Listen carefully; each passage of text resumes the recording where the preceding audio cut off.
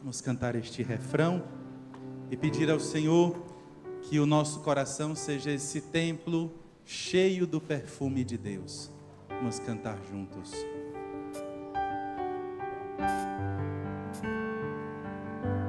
É tudo que tenho. Recebe o meu nada, Recebe o meu nada. refaz a morada, Refaz a morada. habita em mim. Habita em mim. Pega em teu colo, Me pega em teu colo. me acalma em teu peito. Me acalma em teu peito. Sou teu, sou eleito.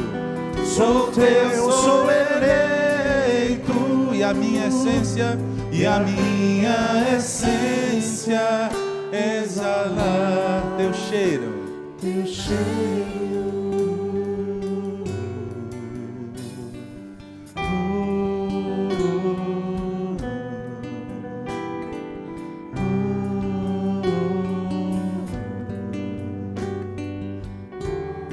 Cantemos mais uma vez, é tudo. É tudo que tenho.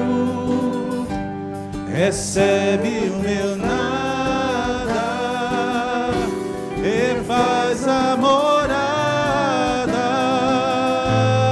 habita em mim. Juntos, me pega em teu colo, me acalma em teu peito. Sou teu, sou teu, sou eleito. E a minha essência é exalar teu cheiro. Queridos irmãos, nós vamos hoje dar um passo muito grande na nossa caminhada quaresmal, porque Deus tem pressa. A pressa de Deus é para que nós sejamos quem nós devemos ser. A pressa de Deus é para que nós cheguemos no lugar que Ele preparou para nós. Deus preparou um pedestal para nós. Deus preparou um lugar de honra para nós. Deus preparou um lugar de glória para nós. Abaixo dele, acima dos anjos, acima de todas as criaturas. E nós não podemos deixar de dar os passos da quaresma. O primeiro passo, vocês recordam, precisamos ir até o nosso passado. Precisamos remexer os guarda-roupas, os armários, a despensa. Precisamos arrumar aquilo que estava escondido, porque o passado volta. E quando ele voltar, eu preciso olhar para ele e sorrir e dizer: você não vai me fazer mal, porque tudo já está reconciliado. Ai, mas é porque o meu pai fez isso quando eu tinha 5 anos. Está reconciliado. Ai, porque a minha primeira namorada me traiu e até hoje eu não confio em mulher. Está já reconciliado. Ai, porque eu fui abandonado 5 vezes. Está reconciliado. Isso foi a primeira semana. Na segunda semana o Senhor nos lembrou que nós somos alpinistas. Que nós fomos feitos para escalada, para subir a montanha. E vocês lembram que é difícil, é doloroso, é ser mais do que os outros, é sair da mediocridade. Para nós que somos alpinistas, para nós que somos escaladores, não basta dizer: ah, mas todo mundo faz assim. Eu não sou todo mundo. Eu não nasci para ficar na base da montanha, eu nasci para subir. Eu nasci para ir lá para o topo da montanha, porque é lá que vai florescer em mim o melhor de Deus. Vocês já viram quais são as plantas que nascem na lama? Elas não nascem. Na lama só nascem vermes. Eu tenho que sair da lama, porque eu não posso ser parasitado. E eu preciso subir. Vocês já viram como é a vegetação na montanha? Toda planta na montanha é mais bonita, porque a altitude, não é a chuva que faz a planta ser bonita, é a altura. Quanto mais eu saio do nível do mar, mais vai surgindo uma nova vegetação na minha vida. E para os judeus, a vegetação tem a ver, a planta, né, tem a ver com vida espiritual. Nossa alma tem que ser um jardim. Eu tenho que ser como uma árvore que cresce para o alto. E hoje o passo que nós vamos dar é: para que caiba em mim a presença de Deus, eu preciso tirar tudo que está entulhando a minha vida. Tudo aquilo que está ocupando espaço desnecessário, tudo aquilo que eu guardei, tudo aquilo que eu juntei, tudo aquilo que me faz mal, tudo aquilo que está contra a presença de Deus, eu tenho que tirar da minha vida. E eu queria que a gente começasse essa reflexão pelo evangelho que nós ouvimos hoje. Queridos irmãos, hoje no evangelho, Jesus está cumprindo uma promessa que foi feita para os profetas, especialmente o profeta Elias. Ele foi o que olhou para o templo e viu Deus saindo do templo. A glória de Deus saiu do templo. E a partir dali surgiu uma profecia de que a glória de Deus voltaria para o templo, de que Deus voltaria a habitar no santuário. Para que serve um templo? Para que serve uma construção que é diferente? A igreja deve ser diferente das casas, porque ela é a habitação de Deus. Mas para que ela serve? Qual é a sua finalidade? Qual é a sua teleologia? A igreja, primeiro, é para nos lembrar da presença de Deus. É para nos lembrar que Deus habita. É para nos lembrar que nós não estamos sozinhos. A minha maior alegria quando eu viajo é quando eu chego numa cidade e vejo aquelas torrezinhas da igreja com aquela cruz lá em cima. Porque eu sei que ali ou houve ou ainda há gente católica, meus irmãos de fé. Deve ter um padre, deve ter um sacrário, deve ter missa, deve ter batizado. Ali existe a presença de Deus. Deus está presente. Ah, padre, o que isso quer dizer? Que Deus não virou as costas. Como as pessoas de hoje dizem isso, não é? Deus esqueceu de mim, Deus não lembra de mim, Deus se afastou de mim. Como que Deus se afastou? Se a casa dele está junto da nossa. Se basta eu sair da minha casa e atravessar alguns quarteirões, os que vêm mais de longe, basta eu pegar meu carro e vir, que eu estarei na casa de Deus. Como que Deus virou as costas para mim? Se Ele está presente, se Ele está na minha vida, então tudo isso cai por terra. E a segunda finalidade, a segunda teleologia do templo, do santuário, é o lugar do encontro. É aqui que eu vou encontrar o Senhor e Ele vai me encontrar. Porque o encontro é sempre de dois, então eu vou encontrá-lo e ele vem me encontrar. É o lugar onde eu chego e a minha vida é diferente, e eu recebo coisas diferentes. Santa Teresa d'Ávila diz que é tão sério isso, que às vezes tem graças que a gente não percebe quando está fora da igreja, mas basta entrar na igreja que Deus começa a falar com a gente. Nosso anjo da guarda começa a falar conosco, porque aqui na igreja é o lugar do encontro. Jesus foi até Jerusalém na festa mais importante dos judeus, Peshach, a Páscoa. A festa em que eles celebravam o cordeiro que era morto para salvar as famílias. A festa em que eles lembravam que no passado eles passaram o sangue do cordeiro nas portas das casas, para dizer: esta casa pertence a Deus. Olhem o significado. Esta casa que tem o sangue do cordeiro na porta, é uma casa que pertence a Deus. E o anjo exterminador, que ia levar os primogênitos, quando via o sangue, dizia: esses eu não vou tocar, porque eles são de Deus. Vamos viver dessa maneira.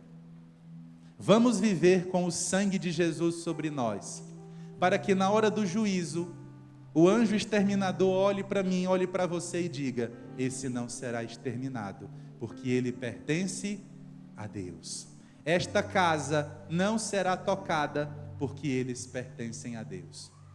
E de que maneira nós pertencemos a Deus, Padre? Através da aliança. Quais são os sinônimos para a palavra aliança? Compromisso, pacto, acordo. Tudo isto é uma aliança. E uma aliança se baseia em 2 pilares. Vocês que casaram, vocês que estão noivando, vocês que têm amigos, nós temos alianças com eles. O que faz uma aliança não ser destruída? 2 coisas, e eu vou dizer na ordem. Primeiro, fidelidade. Se não há fidelidade, não há aliança. Por quê, Padre? Porque eu preciso estar por inteiro na aliança. Quando você vai comprar, por exemplo, gasolina, e era para durar tantos quilômetros, durou só metade, quer dizer o quê? Que a gasolina foi adulterada. O que é algo adúltero? É aquilo que não está por inteiro. A aliança com qualquer pessoa, a aliança com a tua esposa, a aliança com Deus, a aliança com teus amigos, você precisa estar por inteiro. Por isso a fidelidade. Segundo pilar, aí você já lembra, começa com A. Qual o segundo pilar de uma aliança? Amor. Eu preciso me dedicar, eu preciso me doar, eu preciso amar aquela pessoa. Assim a aliança prospera. Quando nosso Senhor, na primeira leitura, nos diz: eu estou fazendo uma aliança com vocês, e o sinal dessa aliança é a minha lei. Olha, eu vou dizer uma coisa séria: não existe lei mais bonita do que esta. Antes dela era o Código de Hammurabi, que era interessante, porque era olho por olho, ou seja, se você faz um mal para alguém, esse mal volta para você. Ele queria ensinar isso. Ele não queria que a gente saísse cortando a mão do povo, nem arrancando o olho do povo. O que ele queria ensinar para nós é: quando você faz o mal, você está se fazendo o mal. Você arrancou o olho do seu irmão, você feriu o seu próprio olho. Essa era a essência da lei dele. E nosso Senhor vem com a lei nova, que são esta lei dos 10 mandamentos. E vocês lembram que 10 representa o quê? Aprendizado. Aprende com a lei. Qual é a primeira? Qual é o primeiro mandamento? Qual é a porta? Amar a Deus. Sem esse, os outros não vão funcionar. Imaginem os mandamentos como degraus. Primeiro mandamento: amar a Deus. Ter somente um Deus. Amarás somente o Senhor teu Deus. Este é o primeiro mandamento. Porque como existe o amor de Deus, é um amor ciumento. Então eu só posso amar um Deus, porque só existe um. Eu não posso ter falsos deuses, porque quando eu tenho falsos deuses, eu estou tirando Deus do lugar e colocando outros. Primeiro. Segundo, zela pela tua aliança com Deus. Zela pelas coisas de Deus. Zela pelo nome, pela pessoa de Deus, porque quando você ama alguém, você zela por essa pessoa. Terceiro, reserva um tempo na semana para Deus. Tua semana tem um ciclo de 7 dias. A lua muda de 7 em 7 dias, é o ciclo da semana. Pois tira um destes 7 dias, fica com 6 para você, mas um dos 7 reserva para Deus. Descansa em Deus, repousa em Deus, confia no Senhor e guarda esse dia para Ele. Deixa as sementes descansando, deixa a terra descansando e vai semear a palavra no teu coração e da tua família. Quarto mandamento: abaixo de Deus existe uma instituição sagrada. Qual é? A família. Abaixo de Deus está a família. Vocês acham que o maligno quer destruir a instituição da família por quê? Porque destruindo a família, ele sabe que está destruindo o ser humano. Ele sabe que está deixando o ser humano fora do seu lugar de graça. Quinto mandamento: respeite a vida, honre a vida. Não tire a vida porque você não tem essa autoridade. Ah, padre, eu tenho, basta comprar um revólver, uma faca, ou até uma caneta. Não vou nem ensinar, senão vocês vão aprender. E eu mato uma pessoa, uma caneta. Por isso que eu pedi uma caneta ali, viu? Não é difícil, mas eu preciso entender. Se eu matar alguém, o sangue dessa pessoa estará para sempre nas minhas mãos. Porque é a vida de uma pessoa. E a vida foi criada por quem? Então eu só posso deixar que Deus tire quando Ele achar melhor. Eu não posso tirar. 6º mandamento: respeita o teu corpo, porque o teu corpo faz parte da tua vida. Tem gente que está tratando o próprio corpo como se fosse uma coisa à parte. Tem gente que entrega o corpo para qualquer pessoa. Deixa eu dizer uma coisa para você: uma relação sexual é uma relação onde existe troca de alma. É uma intimidade de alma. Você fica com aquela pessoa presa em você e você nela por pelo menos 30 dias. Não é só beijar, fazer o que tem de fazer e depois ir embora, não. É uma troca de almas. Por isso que nosso Senhor diz: zela pelo teu corpo. Se vai entregar o teu corpo, entrega alguém que te ama e que fez uma aliança contigo chamada matrimônio. Mandamento 7º. O Senhor nos lembra que o outro tem direito àquilo que é necessário e àquilo que ele trabalha. É o direito à propriedade, que Karl Marx tinha tanta raiva. Ele tem direito, porque naquela terra ele derramou o suor dele. 8º mandamento: respeite a verdade, porque a verdade ela é como um ciclo, ela sempre vai voltar, ela sempre vai se estabelecer. A mentira nunca vai ficar reinando, nunca. 9º mandamento: respeite o casamento dos outros. Não atrapalhe casamento, não se envolva com pessoa casada, porque aquela pessoa tem uma aliança com Deus. Padre, mas é ela que quer. Deixa ela no canto dela. Não se envolva com pessoa comprometida. E o último mandamento qual é? Coloca cada coisa no seu devido lugar. Não coloque as coisas no lugar das pessoas. E agora eu vou mexer com vocês. Tem gente que compra louça e nunca usa. Não é?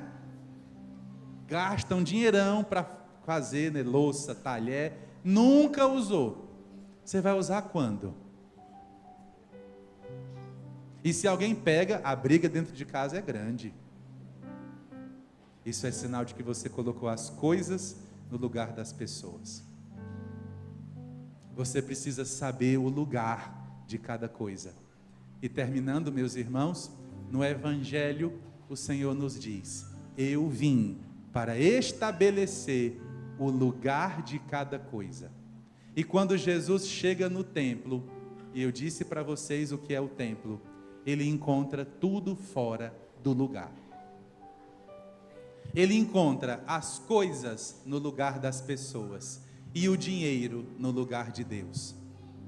E o que é que ele faz? Ele fica com raiva. Sabem por quê?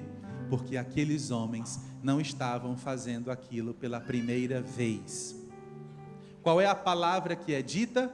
Jesus entrou no templo, e quando ele entra no templo, ele encontra os vendedores de bois e de cordeiros, os vendedores de pombos e os cambistas sentados.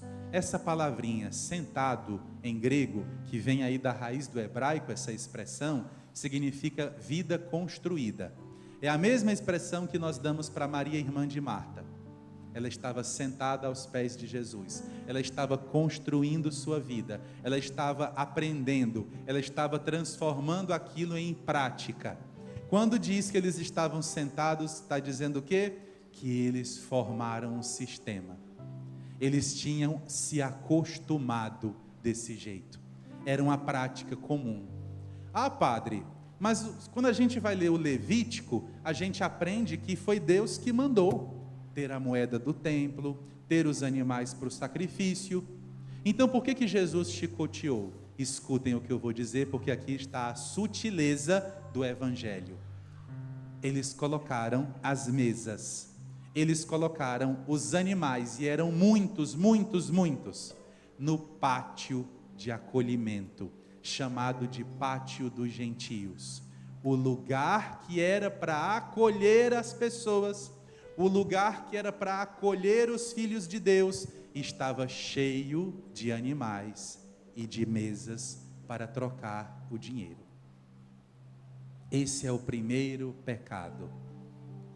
O lugar que era dos filhos de Deus estava ocupado pelas coisas. Vocês já imaginaram que tristeza seria eu tirar o lugar que vocês estão sentados para colocar objetos? Quando eu faço isso, qual é a mensagem que eu estou passando? Os objetos são mais importantes que vocês. Esse é o primeiro pecado. A casa do Senhor, que era para ser uma casa de acolhimento, uma casa onde os filhos de Deus se sentem bem-vindos, tinha se tornado um lugar de comércio.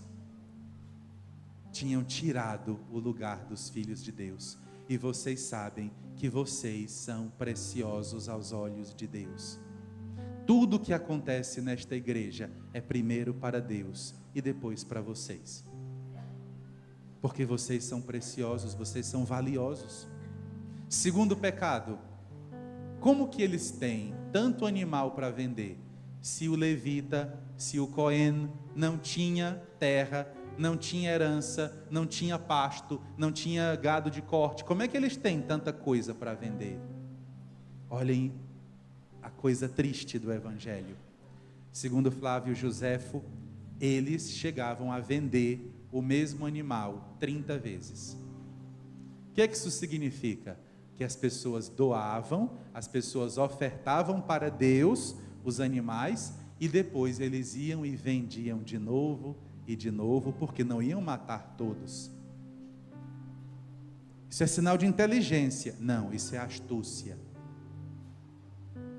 Porque eles estão tomando uma coisa que não pertence a eles.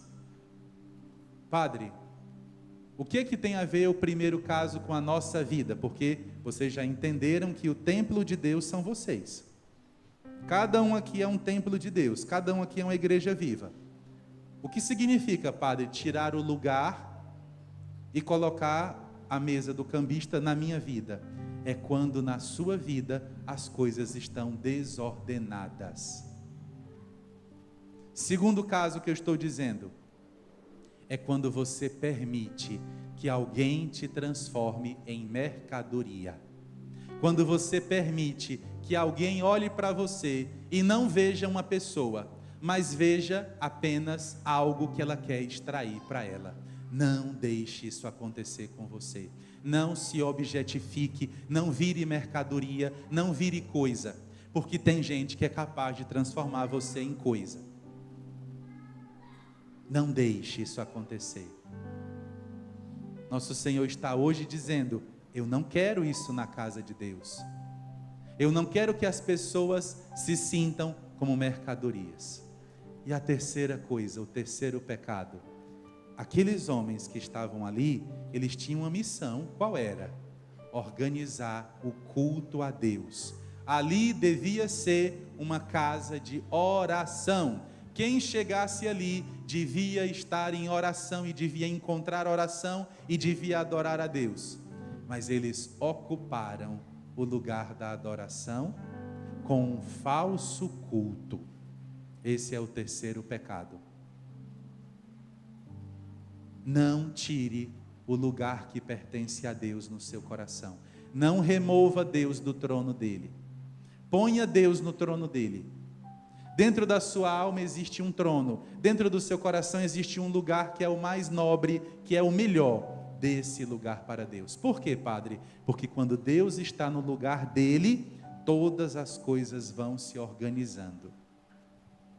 Mas quando Deus não está no lugar dele, tudo está bagunçado. No final, Jesus toma uma atitude. Ele exorciza o templo. Essa palavra que está aqui escrita, ele expulsa, é a mesma palavra que exorciza. Porque a sujeira é primeiro espiritual. A desordem é primeiro na alma. Então Jesus expulsa, ele exorciza o templo, ele está limpando o templo. Quando você acaba de receber uma casa nova, a primeira coisa que você faz é o quê? Lavar.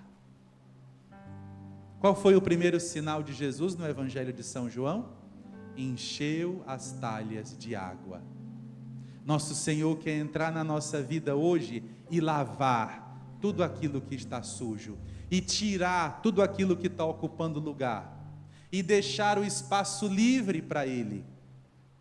Então deixa o Senhor remover os falsos amigos, os falsos amores, os falsos sentimentos, as falsas promessas. Deixa Deus tirar. Padre, vai doer. E quem disse que a gente não aguenta dor?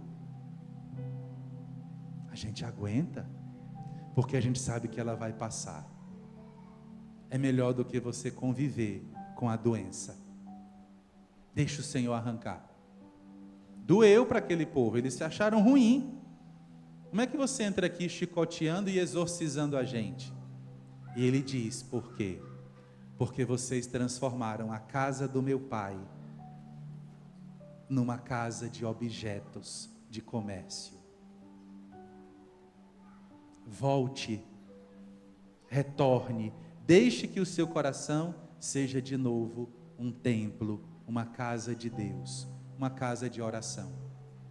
Eu vou terminando, porque Jesus, depois que faz isso, depois que ele lava o templo, depois que ele expulsa, existe uma pequena sutileza aqui, que é de quem estuda a palavra do Senhor. Jesus expulsa os animais, Jesus derruba as mesas dos cambistas, mas ele não expulsa os pombos. Por quê? Os animais ele expulsa, muito simples, porque não vai ter mais sacrifício de animal em Jerusalém, e nem em lugar nenhum. O único sacrifício que vai ter agora na Páscoa é o sacrifício dele. Ele vai ser o único cordeiro, por isso que ele expulsa os animais. Ele coloca para fora do templo, não vai ter mais. Não vai ter mais sacrifício de animal, porque eu serei o único sacrifício.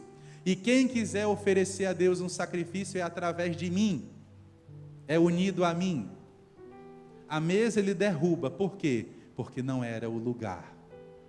Estava fora de lugar. Tinha espaço lá fora no templo. O templo tinha quilômetros de largura. Eles tinham condição de ter espaço. Ele tira, porque o dinheiro, porque a mercadoria não pode tomar o lugar das pessoas. E os pombos, o que significam eles? Os pombos representam as pessoas fiéis. Os pombos representam aqueles que ninguém se importa. Vocês se importam com pombo? Só quando entra no nosso telhado a gente se importa. Mas ninguém conta, ninguém fica cuidando, ninguém coloca numa gaiola. Não, ninguém está nem aí. Deus cuida deles. Os pombinhos representam todos os fiéis que vêm à igreja. O que ele diz sobre os pombos? Tirem eles, libertem, deixem que eles voem livres na casa de Deus. É isso que o Senhor está pedindo hoje para nós. Coloca-me no primeiro lugar da tua vida e eu vou te fazer voar livre. Mesmo que para os outros você seja insignificante, é para eles. Eu vou te fazer voar livre. Eu vou tirar você da sua prisão, para você voar na casa de Deus. Então eles perguntam, qual o sinal, qual a autoridade que você tem? E Jesus responde, a minha autoridade é a seguinte, derrubem o templo e em 3 dias eu levanto. O que é que o Senhor está dizendo? Não tem mais templo de Jerusalém. Padre, mas nós temos a igreja. Ok, temos a igreja sim, mas essa igreja só tem sentido se vocês estiverem dentro dela. É o coração de vocês o verdadeiro altar. É a alma de vocês o verdadeiro lugar de adoração. Por isso que Jesus diz, derrubem o templo e eu levanto em 3 dias. Ele é o novo templo. É nele que a gente encontra Deus e é nele que a presença do Senhor se faz. O que tem a ver isso com a nossa vida, Padre? Tudo. Hoje o Senhor está pedindo para nós: tira todo o entulho para que eu entre. E quando eu entrar na tua vida, eu venho para organizar tudo que está fora do lugar. Para você saber o lugar de Deus, o lugar das pessoas e o lugar das coisas. E aí vai fluir em você a glória de Deus. Aí você vai ser feliz de verdade. Porque quando as coisas estão desordenadas, a felicidade não flui dentro de nós. Perceba isso. Quando você começa com excesso de apego, quando você começa com excesso de dependência, quando você começa com excessos, quando você começa com desordem, onde é que isso termina? Em choro, em sofrimento. Quando Deus entra, Ele vai colocando tudo no lugar. Agora, você não pode se apegar ao lixo. Deixa Deus jogar fora o que não cabe na tua alma. Vamos rezar juntos? Prepararam qual música? Minha essência. A mesma? A mesma. Tá bom. Vamos baixar a nossa. Vamos cantar. Eu vou mudar. Eu vou mexer. Vamos cantar Tu És o Centro? Ok. Baixe sua cabeça um instante.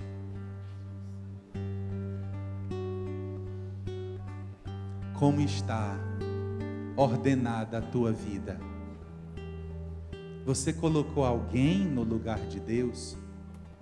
Você acha que é uma pessoa que vai te trazer felicidade? Você acha que é uma pessoa a razão de você respirar? Você acha que é uma pessoa a razão de você existir? Acabe com isso agora. É Deus. Esse lugar é teu, Senhor. Diga para Ele: o lugar mais alto da minha vida é teu, Jesus. Eu te elejo, eu te coloco, eu te escolho como o primeiro da minha vida. Reina sobre mim, ilumina-me. E a partir disto, Deus vai colocando as pessoas nos seus devidos lugares. Você que esqueceu sua vocação, você que esqueceu qual é sua missão na terra. Eu vou dizer um exemplo, mas não é acusando vocês. Peço ao Espírito Santo que suavize o que eu vou dizer. Tem tanta gente que estava tudo certo na vida e aparece alguém e você perde tudo por causa de uma paixonite. É preciso saber o lugar de cada pessoa na sua vida. Por último, qual o lugar das coisas? Há pessoas que quando começam a passar por qualquer tipo de aperreio financeiro, já ficam em tempo de morrer, até pensando em morrer. É claro que é necessário dinheiro, mas o dinheiro não tem que ocupar o lugar de ninguém. Eu ouvi uma coisa tão triste estes dias, Jesus, que eu queria rezar contigo. Eu ouvi, Senhor, uma mãe dizer para uma filha: você só me deu prejuízo. Você só me traz gastos. Que coisa terrível, Jesus. E às vezes, tem gente que já ouviu isso. Tem gente que já ouviu isso. Tem esposo e esposa que dizem isso um para o outro. Ah, você é um fardo. Você só traz prejuízo. Você é um estorvo. Você não sabe colocar as pessoas no lugar delas, no lugar de honra delas. Imaginem um filho ouvir do pai ou da mãe: você é gasto para mim. Eu era mais feliz antes de você nascer. Que coisa terrível, Senhor. Se acontecer uma ferida dessas com alguém que está aqui, deixe o Senhor curar. Deus nunca, nunca Nunca Ele disse para mim que eu era um prejuízo para Ele. Nunca. Quero te louvar, te engrandecer e proclamar tua vitória em mim. Ser todo teu é o meu prazer, é o meu prazer. Te seguirei onde fores, te seguirei aonde fores, Senhor. Tu és o centro,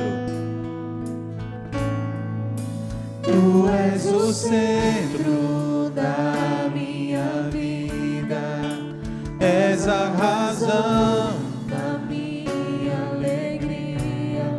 Não quero tirar os meus olhos de ti, quero que sejas o centro, Senhor. Tu és o centro, tu és o centro da minha vida, és a razão da minha alegria. Não quero tirar os meus olhos de ti, quero que sejas o centro, Senhor, da minha vida, da minha vida.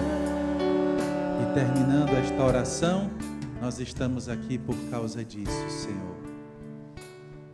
Muitos de nós já vagamos por aí, procurando amor, procurando acolhimento, e não encontramos. Só em Ti, Senhor. Só quando o Senhor está no centro, tudo começa a caminhar. Eu quero que você agora abra as portas do seu coração para Jesus Cristo. Imagine que o seu coração é como uma casa e que a porta já está fechada há muito tempo. Abra as portas do coração para Cristo.